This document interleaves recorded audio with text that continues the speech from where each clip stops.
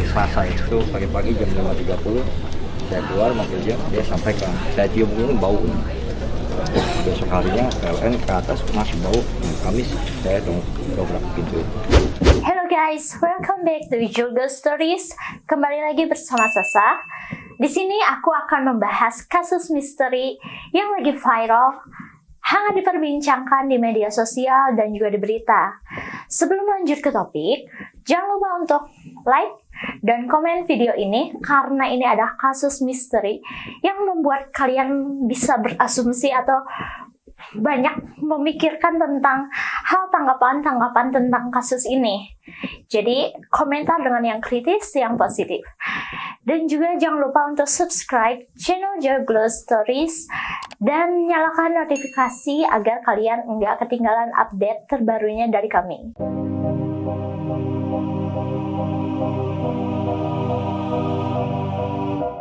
Welcome to Jogo Stories.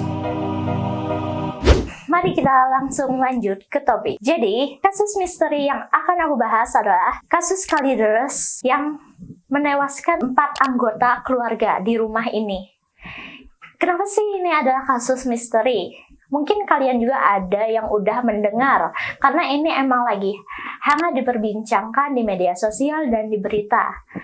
Yang tepatnya kediaman keluarga ini di perumahan Citra Garden 1 Extension Kalideres, Jakarta Barat. Di mana 4 anggota keluarga ini ada Rudianto Gunawan, berumur 71 tahun yang berstatus sebagai suami. Lalu ada istrinya Reni Margaretan Gunawan, berumur 68 tahun. Ada anaknya juga Dian Febiana, berumur 42 tahun. Lalu ada adiknya dari Rudianto Gunawan ini yang bernama Budianto Gunawan, umurnya 68 tahun. Dan mereka itu ditemukan meninggal yang berbeda tempat di rumah itu, di ruangan yang berbeda. Yang anehnya, dari otopsi dan juga dari lihat sekitar mereka tuh kayak banyak hal-hal yang tidak wajar lah. Mungkin kalian juga kan udah ada yang mendengarnya ya. Nah, aku akan mengungkap fakta terbarunya dan menjelaskan. Jadi, bahwa ada saksi yang baru mengungkapkan fakta terbaru. Saksi ini adalah pegawai koperasi simpan pinjam. Jadi, si pegawai koperasi simpan pinjam ini datang ke kediaman keluarga ini bertujuan bahwa dengan yang berkaitan ingin menggadaikan rumahnya. Jadi itu sekitaran tanggal 13 Mei 2022.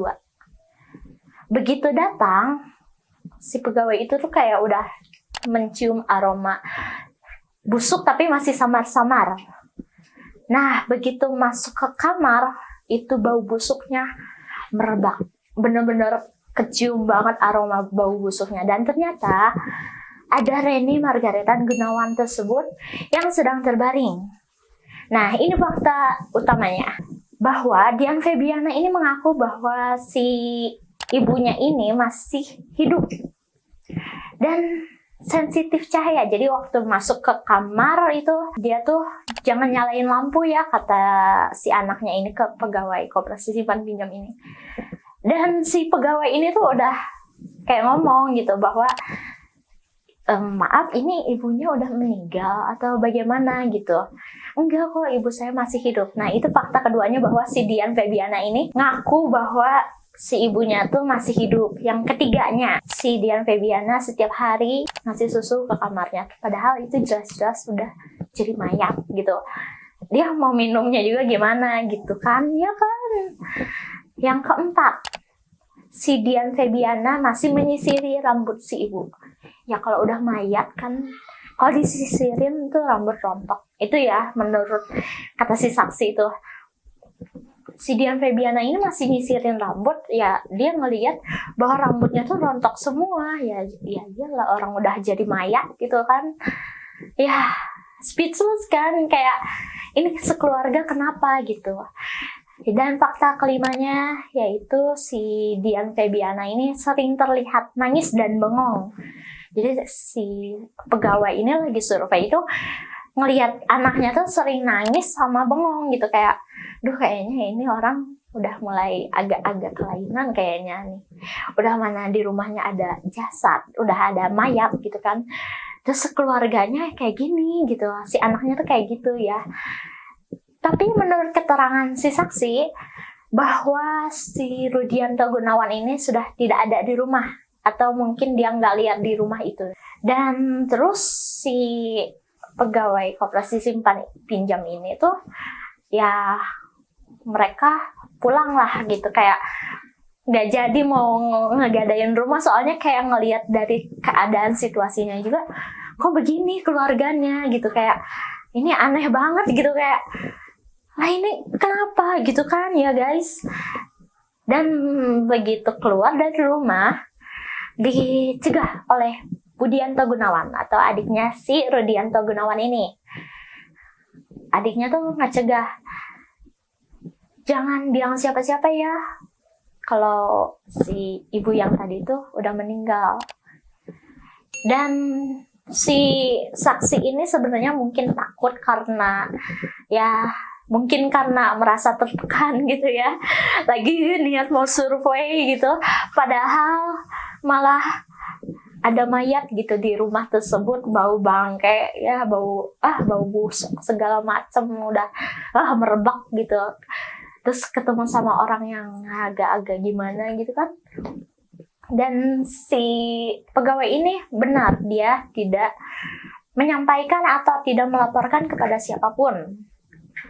Itu tuh kejadian dari Mei, dan mulai ada laporan warga itu kan mulai viral di berita itu kan 11 November. Kebayang gak sih itu 7 bulan mereka hidup sama mayat, dan 4 keluarga ini mereka ya mati aja di rumah itu gitu bersama dengan mayat sebelumnya.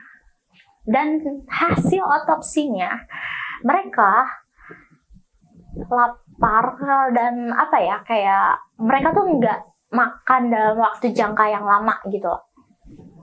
Itu yang bikin anehnya, hasil otopsinya mereka menunjukkan bahwa tidak memakan suatu hal gitulah kayak dalam waktu jangka yang lama. Dan anehnya tuh padahal kan si Dian Febiana ini setiap hari ngasih susu gitu. Kalau dia ngasih susu ke mayat, kenapa dia nggak minum susu atau makan lah roti lah minimal kayak gitu?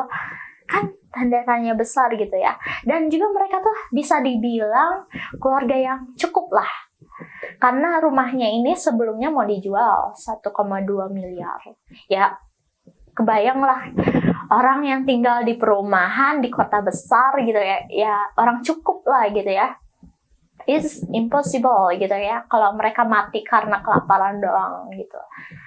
Dan polisi juga waktu ya mereka lihat rumah keadaan situ tuh emang di kulkas tuh gak ada bahan pangan atau makanan sejenisnya kayak gitulah ya. Dan anehnya mereka tuh mampu membeli bedak dan kapur barus atau kamper ya. Dan ternyata itu tuh jadi waktu si ibunya meninggal tuh ya ditabur di kapur barus gitu. Kalau menurut polisi sebenarnya itu yang meninggal dari pertamanya urutannya adalah Rudianto Gunawan, lalu istrinya Reni Margaretan Gunawan, dan baru pamannya.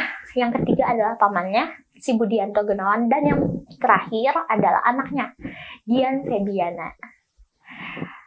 It's make me speechless gitu, kayak nggak bisa berkata-kata lagi. Aku juga kalau kayak ngebahas kayak gini kan soalnya masih tanda tanya. Jadi menurut kalian gimana sih ini? Bahkan polisi aja belum bisa mengungkap motif kematian dari mereka gitu. Dan ternyata selain berniat menjual rumahnya, bahwa si keluarga ini juga menjual mobilnya. Jadi menurut laporan warga, mobilnya hilang. Tapi ternyata sebelum mereka meninggal tuh mobilnya dijual ternyata ke salah satu showroom ya. Mobilnya dijual, AC dijual, terus blender dijual. Kayak ini kenapa gitu. Dan juga rumahnya tuh nggak banyak sih, kayak ada beberapa pakaian yang udah di packing ke dus kayak gitu. Ini orang mau pindahan atau gimana? Ya kan nggak ngerti kan. Ini bener-bener matinya secara misterius, masih tanda tanya banget gitu. Lalu dan juga si keluarga ini dikenal dengan sosok yang jarang bergaul lah. Jadi mereka tuh tertutup. Ya makanya ya menurut tetangga sekitar juga kan mereka kebingungan gitu, kenapa gitu ya, kayak gak ada aktivitas. Dan bahkan menurut laporan tersebut sebenarnya tuh dari sekitar bulan Juni itu mereka tuh meminta listrik di rumahnya dicabut. Kebayang gak sih itu, udah mana gak ada penerangan lah di rumah, mereka tinggal sama mayat, terus mereka nggak makan dalam jangka yang waktu yang sangat lama gitu. Ngapain gitu? Nah, kalau dugaan sementara, mereka ini memiliki kepercayaan apokaliptik. Kalau aku search sih ya, intinya tuh apokaliptik tuh kayak mereka tuh mempercayai akhir dunia. Mungkin kalian bisa baca-baca di Google juga untuk selengkapnya, karena itu intinya garis besarnya lah ya. Mereka tuh percaya akhir dunia kayak gitu. Dan ada yang berasumsi bahwa mereka juga ya ada yang agak sesat mungkin, maybe. Kita juga nggak tahu ya, kita juga nggak mau ngejudge gitu aja. Lalu si Dian Febiana ini juga memiliki teman dekat, yaitu bernama Fitri. Jadi menurut si Fitri itu si Dian Febiana ini adalah orang yang baik, namun sulit bergaul juga gitu ya. Sama kayak keluarganya, emang seturunan kali ya, sulit bergaul gitu. Dan dia juga nggak nyangka gitu bahwa temennya tuh mati gitu ya. Matinya juga secara misterius kayak gitu. Terakhir mereka kontekan itu mereka pas SMA. Dian Febiana aja meninggal umur 42. Berarti kebayang dong, itu udah puluhan tahun dong. Kayak kita aja sama sahabat sendiri gitulah. Emang lah kita gak kontekan, tapi kita seenggaknya kita ketemu lah, main lah. Iya gak sih? Ini sama temen dekatnya sendiri aja tuh kayak orang asing gitu. Kok bisa-bisanya gitu ya sama temen dekat, tapi mereka terakhir main tuh pas SMA gitu. Udah puluhan tahun mereka nggak ketemu. Bener-bener no social club gitu ya, intinya keluarga mereka tuh. Dan adiknya dari si Reni Margareta Gunawan ini juga terakhir kontak 5 tahun yang lalu. Kebayang nggak sih sama adik sendiri? Kok nggak nanyain kabarnya gitu? Kok bisa gitu kok. Dan juga ditemukan bahwa ada stroke, mereka tuh belanja makanan lah kayak gitu. Tapi kok bisa mereka matinya ya kayak kelaparan gitu. Ini masih benar-benar misteri banget. Coba menurut kalian ini gimana? Apa tanggapan kalian?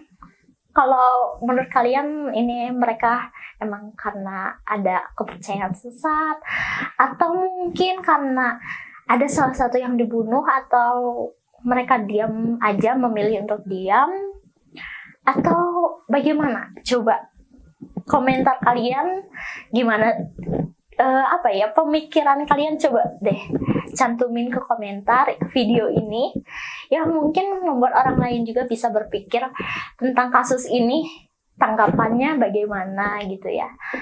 Dan semoga aja kasus ini segera terungkap ya, apalagi keluarganya juga pasti ya merasa bingung kan, karena keluarganya sendiri juga tidak memungkinkan bahwa adiknya sendiri itu kayak menganut kepercayaan sesat atau gimana ya. Dan sebelum penutupan konten kali ini, saya Sasa mewakili Joglo Stories turut berduka cita untuk Cianjur yang terdampak bencana dan di daerah sekitarnya. Sekian konten kali ini, terima kasih, bye-bye.